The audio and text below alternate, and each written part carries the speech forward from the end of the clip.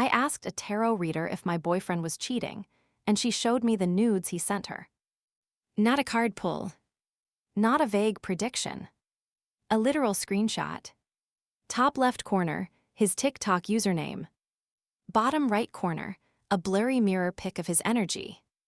Caption, thinking of you while she's at work. And no, this wasn't one of those $10 scammy spiritualists with a fake accent and 200 followers. She had 80K, a gorgeous aesthetic.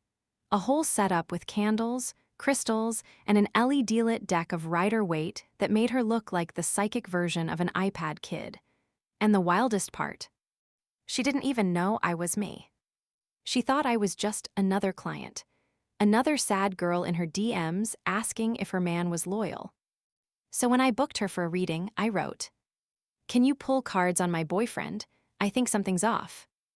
And she replied with, "Sure, what's his name, or TikTok if he has one. Sometimes their energy shows up clearer if I've seen them." So I gave her his handle. Because curiosity, dignity. And after 3 minutes of channeling, she messaged back, "OMG, wait, I know this guy." I thought she meant spiritually. She meant sexually. This is wild, lol. He's been flirting with me for months. My stomach dropped. He said he had a girlfriend, but she wasn't that intuitive. I choked. Meh. The woman who could detect a lie with her eyes closed and a head cold, not that intuitive. That's when she sent the screenshots. Dozens of DMs, saved videos, and at least one request for a custom candle that locks her emotional memory to me. What even is that? I was sitting on my couch in sweatpants, trying to remember how to blink. And then she voice noted me. Yes, voice noted. "Girl, I didn't know he was yours. I'm so sorry. You want a free breakup reading." A free breakup reading. Because apparently, when your boyfriend cheats on you with your tarot reader, there's a punch card for that. Before the cards, before the voice notes, before the screenshots that made my blood evacuate my body, there were little things.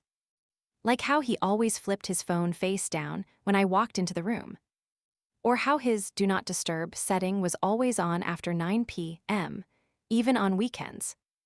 Or how he started calling me babe less and hey more. Tiny things, the kind of things you don't call out because you don't want to seem dramatic, or worse, unfun.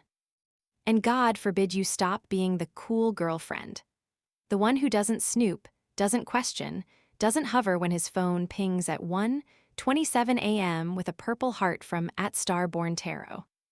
Yeah, I saw it. Once. He said it was a client he'd met on a marketing thread, said he was helping her grow her page. Which is funny, because the only thing he's ever helped grow was his ego and the mound of protein bar wrappers in our car. But I wanted to believe him. Because believing meant we were still us. The couple who meal prepped together on Sundays. The couple who argued about which Trader Joe's hummus was superior. The couple who spent Friday nights watching reruns of New Girl while he half-worked on his laptop. Believing meant stability. And I was so damn tired of starting over. So when he started pulling away, emotionally, physically, even digitally, I compensated. More compliments. More patience. More do you want space? And take your time, and I get it, works a lot right now. But all he gave me in return was emptiness. No cheating level behavior, just fog. Vague answers. Minimal effort. That in-between place where you're not being betrayed outright, but your heart's already being ghosted inside the relationship. I would have stayed there honestly. Floating in denial like a woman on a broken pool raft, too scared to admit she's sinking. Until that one night, I couldn't sleep. I'd been up late scrolling TikTok, and the algorithm, like the messy little psychic it is, dropped a live tarot stream on my For You page. The caption, "Ask me if your partner is loyal." I clicked. The reader was lit by candles. She shuffled like it was a sport. Her nails were neon green, and her vibe was dangerously soothing. And in that 60-second reading for some girl in Kentucky, she said, "You're not crazy, his energy's shady, there's another woman." And I just cracked. I didn't even think. I DM'd her. "Hey, can I book a private reading?" That was it. Not hi. Not, "I think my boyfriend's a liar." Just a cold tap on the door of fate. And 30 minutes later, she messaged back. Friendly, warm, chill. "Of course, love. Send me your question and his name. I'll pull 3 cards." And the second I typed out his handle, I felt it. Like a pre-sneeze or a pre-storm. Something in my chest went tight. I didn't even know what I was afraid of yet. I just knew if the cards said yes, I'd never unknow it. But I hit send anyway. Because even though I was scared of the answer, I was more scared of being the only one who didn't know the truth. The weirdest part, she didn't even seem surprised. Like she had been waiting for someone to ask about him. Like this was just the next domino. Her first message back wasn't a card spread. It was, "Oh wow, wait, I think I know him." And then another. Like I know hims. And I just sat there, cross-legged, on the floor, staring at my phone like it was rigged to detonate. I typed back, "Wait, how?" She replied with a screenshot. His TikTok DMs. Time-stamped. A message from him that read, "You're so intuitive. I feel like I can tell you things I can't tell her." My throat went dry. I scrolled. She sent 5 more screenshots without even waiting for me to respond, as if she were unspooling a spool she'd held too long. They weren't just flirty. They were strategic. He was asking her things. Not what's my future, but can I hypnotize someone to forget things? Is there a spell to make someone stop asking questions? What if I don't want kids, but she's already planning names? It wasn't fantasy. It was premeditation. This man was using a tarot reader like a Pinterest board for emotional manipulation. Like she was a user manual for dodging accountability. And she helped. Maybe not on purpose. But she didn't stop him either. She replied with emojis, with laugh reacts, with "Your energy is so strong, Nazar amulet, and I'll meditate on that for you." And the worst part, she was sending him selfies. Cute ones. Not explicit, but intentional. Head tilted, eyes wide, cards in hand like she was casting a love spell through the screen. I asked her, "Did you know he had a girlfriend?" She said, "He said it was complicated. I didn't know it was you." I didn't answer. Because I wasn't even mad at her yet.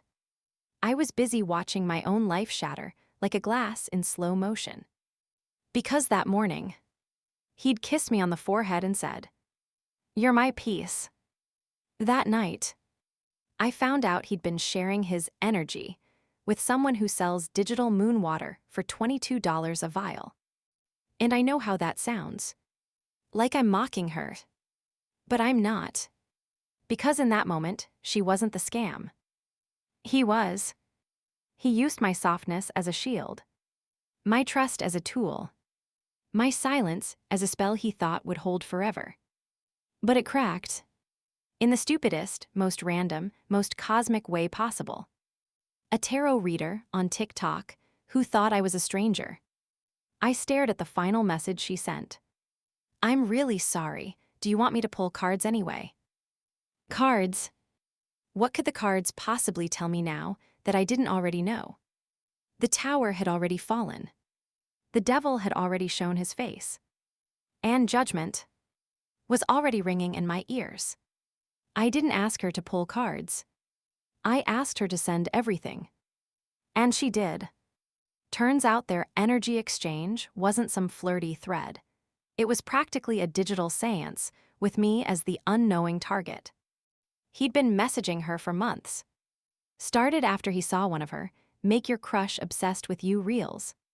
He commented, she followed back. He messaged, she replied. And from there, It got dark. He wasn't just seeking attention. He was trying to influence me. Can you do a reading on her? She's always anxious around me lately. Is there something I can burn that makes people trust you more? I feel like she's pulling away. How do I realign her focus? And the worst one. Can you help me manifest her not wanting a baby? My jaw literally dropped. I read it 3 times. Because if you'd asked me a week earlier, I'd have told you the biggest argument we had was over laundry. Over him never folding the towels the right way. But apparently, off-app, he was planning spell work to rewrite our future.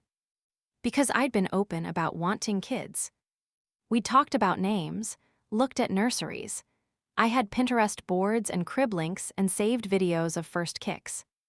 And all the while, he was privately asking a TikTok witch how to dismantle that dream without looking like the bad guy. I messaged her. Did you help him? She sent the shrug emoji. The shrug emoji. Like she was helpless, or worse, unbothered. Then she said, I mean, I thought he was in a situationship.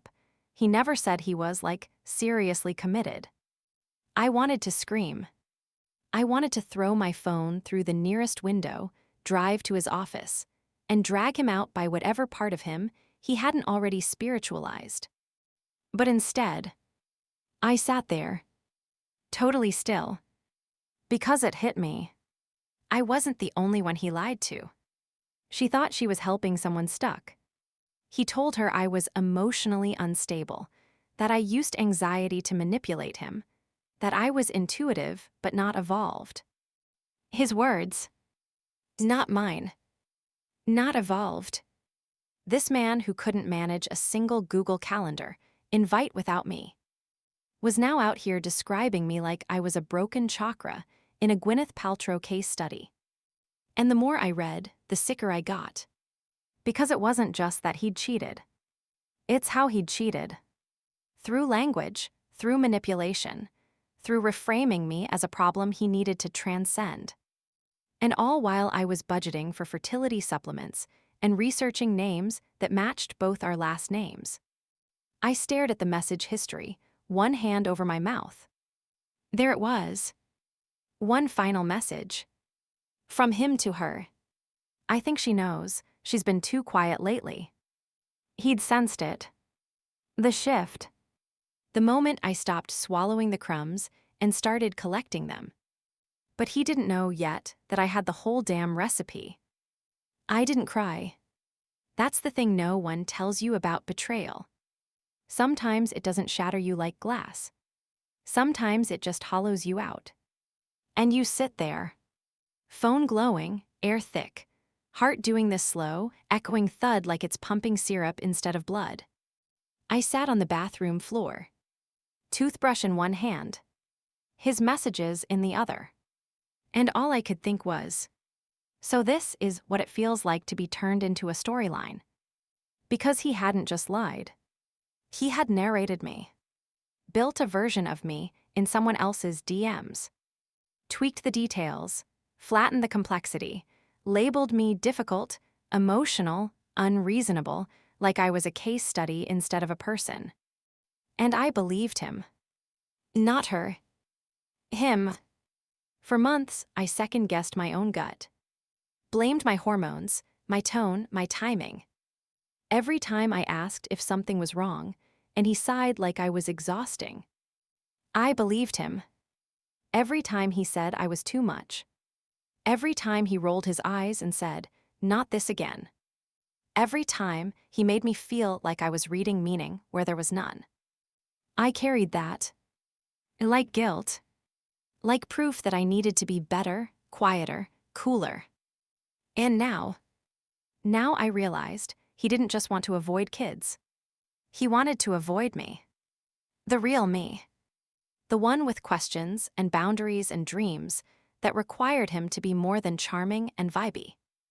And instead of telling me the truth, he paid a tarot reader with compliments and false intimacy to tell him how to manipulate my reality. That broke something in me. Not my love. My willingness to protect him. Because that's what I'd been doing. For months, maybe years. Making excuses for his moods. Telling friends he was just tired. Smoothing over every moment he made me feel small. I looked at myself in the mirror that night. Hair tied up, under eye circles. Mascara half smudged from earlier when I thought it might be a cute night. I looked like someone who hadn't been heard in a long time. And that's when the emotion came. Not as tears, but as rage. Quiet, precise, cold. I wasn't going to scream. I wasn't going to beg. I wasn't going to argue. I was going to document. Because if he wanted to turn my life into a narrative, I'd take the pen back. And I'd write my version. With screenshots. With voice. With candles and lighting and a camera that I'd point at myself. Not to beg, not to shame, but to tell. Because somewhere out there, another woman was about to ask a question I just answered the hard way. And I wanted her to hear me. Loud. Clear. And unafraid. The first video was 37 seconds long. I lit 3 candles. Laid out my own deck. Pressed record. And said, I asked a tarot reader if my boyfriend was cheating. She said yes, and then showed me her DMs with him. Cut 2 screenshots. Messages. Dates. 1 zoom in on the phrase, can you help me make her forget things?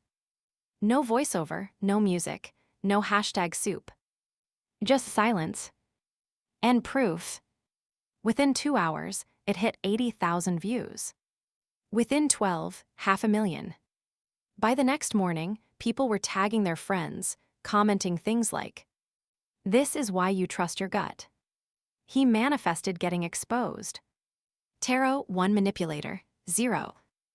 And then the messages started rolling in. Not from him. From her. The reader. She DM'd me 3 times. Hey, I didn't know it was like that. Please take the video down, this is hurting my brand. You're twisting what really happened. Oh. So now we care about context. Now, when it's your name getting dragged. I didn't answer. I made part 2 instead. This one had a title card. When the tarot reader is also the other woman. I added a little sound effect. One of those cinematic shiver chords that YouTubers use when the drama gets spicy. In the background, the same candlelight, the same table. Only this time, I pulled cards myself. The Magician, the 7 of Swords, the High Priestess. Then I looked into the camera and said, I learned more from her screenshots than I ever did from him. And that's when it shifted. It wasn't just a vent anymore. It was a channel. Within a week, I had 50K followers. Within 2, brands started reaching out. Crystals, oils, candles. Not because I was mystical. Because I was credible. I wasn't offering answers. I was offering the truth. Unfiltered. Unwashed.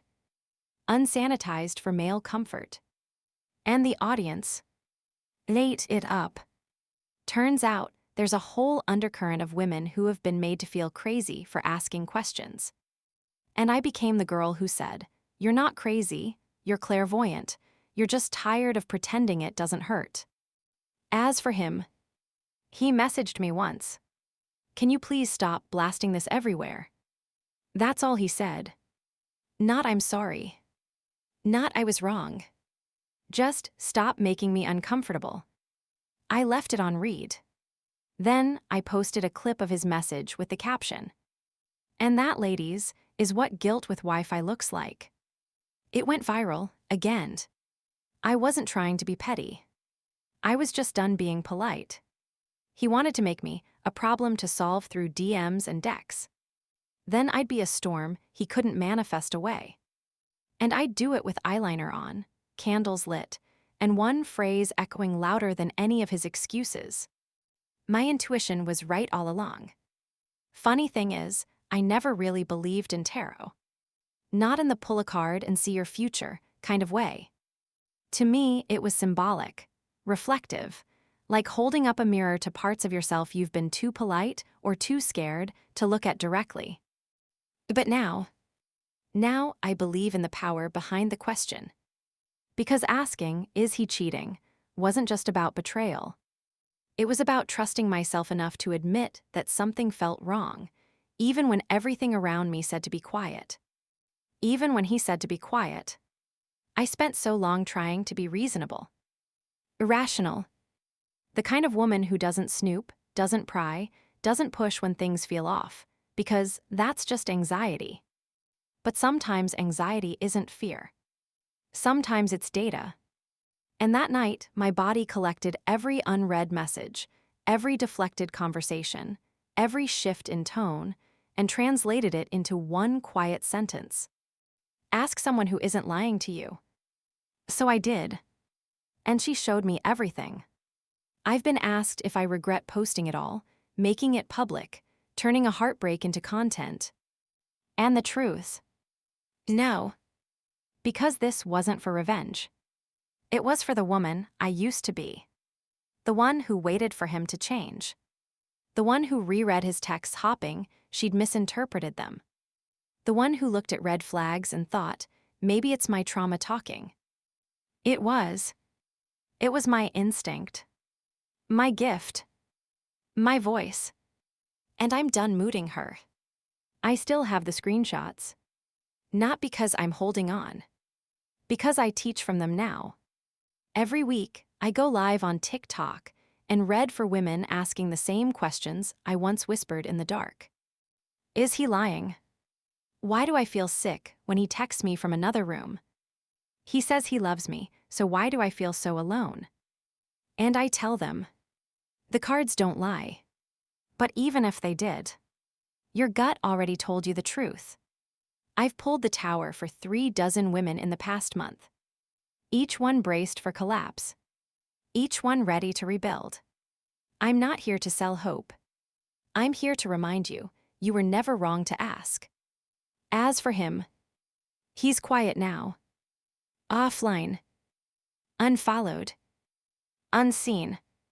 Which is perfect. Because I never needed his attention. I needed my own. And now I have it. Fully. Finally. Fiercely. And every time I shuffle that deck, I smile.